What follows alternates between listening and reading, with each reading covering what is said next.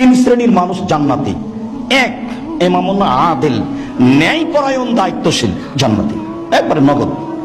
দুই, রাজুলুন রাহিমুন, ব্যক্তি দয়াশীল, রাকিকুল কালব, অন্তরটা নরম, লেকুল্লে দি কুরবা মুসলিমিন, নিকট আত্মীয় মুসলমানের উপরে কোন সময় দল করেন, সংগঠন করেন, যেটাই করেন না কেন, ভাইয়ের সাথে, বোনের সাথে, আত্মীয়র সাথে, পাড়া প্রতিবেশীর সাথে ভুলে কখনো খারাপ আচরণ করবেন না। যেটা আমি সব সময় বলি, দলীয় ক্ষমতা দেখিয়ে, দাপট দেখিয়ে, রাহাজানি করে, অন্যায় করে, অত্যাচার করে, মানুষকে অপমান করে, মানুষকে জেল হাজতে দিয়ে, মামলা করে, মানুষকে খাটো করে 1 মিনিট বেঁচে থাকার চেষ্টা করিয়েন না। ফেরাউন ডুবে গেছে 1500 বছর পরেও, আর আপনাদের নেত্রীর বয়স ছিল মাত্র 45 মিনিট। কাজেই শিক্ষা নেওয়া উচিত। কোন সময় জুলুম করবেন না, অন্যায় করবেন না, ক্ষমতা থাকলে মানুষকে ক্ষমতা দেখাবেন না, সার্বিকভাবে নীরবে থাকবেন, কারো পক্ষপাতিত্ব হবেন না। দুনিয়াতে প্রতিশোধ নেই। প্রথম কথা হলো প্রতিশোধ নেই, প্রতিশোধের পাতা ছিঁড়ে দিচ্ছি। কারোর বিরুদ্ধে মামলা নেই, অভিযোগ নেই, জান্নাত হবেই। এক, সচ্ছল অসচ্ছলে দান করুন, জান্নাত হবেই। দুই, আল কাযিমিন আল গায়জ, রাগ নেই। কাজের লোক হোক, স্ত্রী হোক, ছেলে মেয়ে হোক, রাগ দিয়ে কোনো কাজ নিব না, জান্নাত হবেই। তিন, আল আফিনা আনিন নাস, মাফ। মাফ কি করেছে? অন্যায় করেছে, মাফ করে দাও। কি করেছে? জুলুম করেছে, মাফ করে দাও। কি করেছে? তোমার ছেলেকে মেরেছে, মাফ করে দাও। তিনটা আল্লাহ বলছেন। এক নম্বরে আছে সচ্ছল অসচ্ছল দান করুন, জান্নাত হবে। দুই, রাগ মিটিয়ে কাজ করেন, জান্নাত হবে। তিন, ছাড় দিতে শিখতে হবে। যতদিন যাবে তত ছাড় কমে যাবে, কেউ কাউকে ছাড় দিতে চাইবে না। একবারে লাফ দিয়ে উঠবে, কে রে, তোকে দেখে ছেড়ে দিব, এটা হলো স্বাভাবিক গতি হবে। আল্লাহ বলছেন ছাড় দিতে শিখো, প্রতিবাদ নেই, প্রতিশোধ নেই, প্রতিবাদ নেই, প্রতিশোধ নেই। মাটির মানুষ, মাটির তৈরি, নরম হয়ে থাকো। 5 ওয়াক্ত সালাত, হালাল রুজি, কোরআন তেলাওয়াত, আড্ডা পিটা নিষেধ, চিরদিনের জন্য আড্ডা পিটা নিষেধ। দুইজন যেখানে বসে আছে সেখানে বসবেন না, কঠিন ভাবে না করা আছে। আর রাত 10টায় ঘুমিয়ে যাবেন, বাড়িতে কারফু জারি থাকবে, প্রেসিডেন্ট আইয়ুবের কারফু জারি থাকবে, 10টার মধ্যে ঘুমিয়ে যেতে হবে। পড়া ছাড়া, লিখা ছাড়া, তাকে ঘুমাতেই হবে যে কোনো মূল্যে। সারা পরিবারে রাত 2টায়, 3টায়, 4টায় উঠে যাবেন। কেন? আল্লাহ শুধুমাত্র আপনার জন্য সপ্তম আকাশ থেকে প্রথম আকাশে নেমে এসেছেন, শুধু আপনার জন্য। আপনি এইভাবে বড় মোবাইলে ল্যাংটা মেয়ে দেখে, অন্যায় করে, অবিচার করে রাত 3টায় ঘুমাবেন, আল্লাহ আপনার জন্য নেমে এসেছেন? ধর্ম পাগল হয়ে গেছে? আপনার চাল চলন চরিত্র হবে নোংরা, ইত শ্রেণীর মানুষের মতো, আর আপনি আল্লাহর সাহায্য পাবেন? এটা হতে পারে? একমাত্র আল্লাহর জন্য, আপনার জন্যই আল্লাহ সপ্তম আকাশ থেকে প্রথম আকাশে নেমে এসেছেন। আর আপনি এভাবে জেগে থাকে মানুষের সাথে গল্প করছেন, আড্ডা পিটছেন, বদনাম করছেন, এটা হলো যে কোনো মূল্যে একরাহুল কালাম আবাদ আলে শাই। আল্লাহর নবী এশার সালাতের পরে কথা বলা ঘৃণা করতেন, এশার সালাতের পরে কোনো কথা নেই। ওয়া একরাহুল নাওম কাবলা শাই, আল্লাহর নবী এশার সালাতের পূর্বে ঘুমিয়ে যাওয়া ঘৃণা করতেন। এটা নীতি, এটা নিয়ম, পারিবারিক ভাবে যে কোনো মূল্যে হতেই হবে। সম্মানিত দিনী ভাই বোন, আবু যার গেফারি বলছেন, আমি একদিন আল্লাহ নবীকে বললাম, আল্লাহ নবী আমাকে একটু আপনার এলাকার আমাকে নেতা করে দেন না। আবু যার গেফারি বলছেন, দেখছেন কেমন সুন্দর কথা। আবু যার গেফারি সবচেয়ে সাধারণ মানুষ, গরিব মানুষ, স্বাভাবিক। 30 দিন ছিলেন, 30 দিন একটানা জমজমের পানি পান করে আল্লাহ রাসূলের সাথে সাক্ষাৎ করতে গিয়ে। খুব সাধারণ সহজ সরল মানুষ। বলছেন যে আমাকে আমার এলাকার নেতা করে দেন না। তখন আল্লাহ রাসূল বলছেন, উনি বলছেন ফাজারাবা বেদিহি আলা মানকিবি, আল্লাহ রাসূল আমার পিঠের উপর একটা আঘাত করলেন। আঘাত করে বলছেন, আবু যার ইন্নাকা যায়ীফুন, তুমি হচ্ছে দুর্বল। ওয়াইনাহা আমানাতুন, নেতৃত্ব হচ্ছে আমানত। ওয়াইনাহা আদাবুন ইয়াউমাল কিয়ামা, এর বিচার মাঠে ফলাফল হলো শাস্তি। মনে রেখো, নেতৃত্ব 1, তুমি দুর্বল। নেতৃত্ব 2, এটা আমানত, 19 সালে রেহাই হবে না, দেখতে হবে উমারকে। 3, ফলাফল জাহান্নাম। এই কাজ করিও না। আবার বলছেন, আবু যার শোনো, ইন্নী আরাকা যায়ীফান, আমি তো তোমাকে দুর্বল দেখছি। আল্লাহ নবী বলছেন, আবু যার শোনো, আমি তোমাকে দুর্বল দেখছি। উহিব্বু লাকা মা ইউহিব্বু লিনাফসি, তোমার জন্য আমি একটা কথা বলি যেটা আমার জন্য ভালোবাসি। সেটা হলো এই, লা তুমারান্না বাইনা ইসনাইনে, কখনো যেন তোমাকে 2 জনের দায়িত্বশীল না করা হয়। জীবনে কোনোদিন 2 জনের দায়িত্বশীল হবা না, এটা আমি তোমার জন্য পছন্দ করি।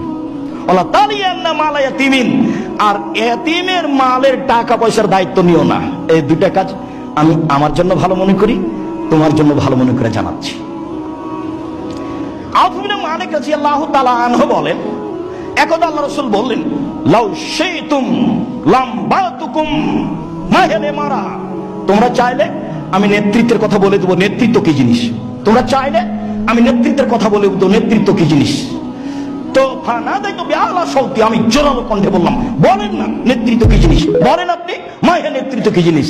তখন আল্লাহ রাসূল বলছেন, শোনো, আউয়ালুহা মালামাতুন, নেতৃত্বের প্রথম হলো অভিশাপ, সানিহা নাদামাতুন, দ্বিতীয় হলো অপমান, সালিসহা আদাবুন, তৃতীয় হলো শাস্তি। নেতৃত্ব তিন ভাগে ভাগ। এক, অভিশাপ। আপনি নেতা হয়েই দেখেন, চেয়ারম্যানই হন, মেম্বারই হন, সারা এলাকার 5 জন বলবো দুনিয়ার খারাপ মানুষ, ওরা বোঝানো সেই করেছে। আর কে বলে, আরে ও টাকা পয়সা লুটে খাবে সেই জন্য, আর সব গুন্ডা সান্ডা পান্ডা দিলে করেছে, একবারে অভিশাপ। তারপরে অপমান, যে সে কিছু বলে, যেখানে সেখানে ধরে পিটানোর ব্যবস্থা করে, যেখানে সেখানে মেরে দেয়, অপমান। এটা হলো দুনিয়া এই পর্যন্ত, তিনি হলো জাহান্নাম। এইবার রাসূল সাল্লাল্লাহু আলাইহি সাল্লাম বলছেন, আলে ইমারা, নেতৃত্ব এক, আউয়ালুহা নাদামা, প্রথমটা হলো অপমান, আওসাতুহা গারামা, দণ্ডি জরিমানা, দণ্ডি জরিমানা। দায়িত্ব পালন করেই দেখেন, শক্তভাবে যদি তল্লাশি চালানো হয়, যদি আপনি ম্যানেজার হন কোন জায়গার, তাহলে 6 মাসের মাথায় বাড়িঘর বেচে টাকা বুঝিয়ে দিতে হবে। টিকে থাকা খুব কঠিন, কোথায় টাকা হারিয়ে ফেলেছেন হিসাব নেই। অপমান সুনিশ্চিত। আমাদের জামিয়া সালাফের রাজশাহীতে একটা লোক 3 মাস দায়িত্ব পালন করেছিল বোর্ডিং এ, তো হঠাৎ করে কিভাবে সবাই ধরে ফেললো, তো দেখা গেল যে 2 লক্ষ টাকা তাকে দণ্ডি দিতে হলো। তো অল্প দিনের মধ্যে কি যে বুঝলো, ওখানে তো অনেক ছেলে মেয়ে খায়, ছেলেরা যারা ছেলে তারা আছে 2200, আর এমনি মানুষ আছে প্রায় 2300-2400 মানুষের প্রতিদিন রান্না হয় 3 বার। তার একটা খরচ আছে। এই প্রত্যেক দায়িত্বশীলকে যদি অক্ষরে অক্ষরে তল্লাশি চালানো হয়, তাহলে দণ্ডি লাগবে। দণ্ডি দিয়ে বাড়ি বিক্রি করে পালা দেওয়া হয়, শেষ আযাবুনিয়া মালকামা, বিচারের মাঠে শাস্তি। রাসূল সাল্লাল্লাহু আলাইহি ওয়াসাল্লাম এইভাবেই বলছেন। এগুলো রাসূলের বলা কথা, আমি আপনার সামনে নকল করছি।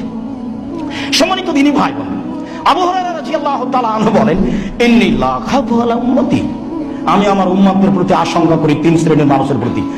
এক, জল্লাতুল আলেম, মাওলানা সাহেবের ভ্রান্ত ভুল বিভ্রান্তি, মাওলানা সাহেবের বিভ্রান্তি, এটা আমার আশঙ্কা। 2, ইমামুন আয়েদ আও জায়েদ, স্বৈরাচারী শাসক হবে, এটা আমার আশঙ্কা। 3, হাউন মুত্তাবা, মানুষ তার মন মতো চলবে, এটা আমার আশঙ্কা। 3টে আমার আশঙ্কা। 1, মাওলানা সাহেব ধর্ম বেচে খাবে। 2, স্বৈরাচারী স্বেচ্ছাচারী দায়িত্বশীল হবে।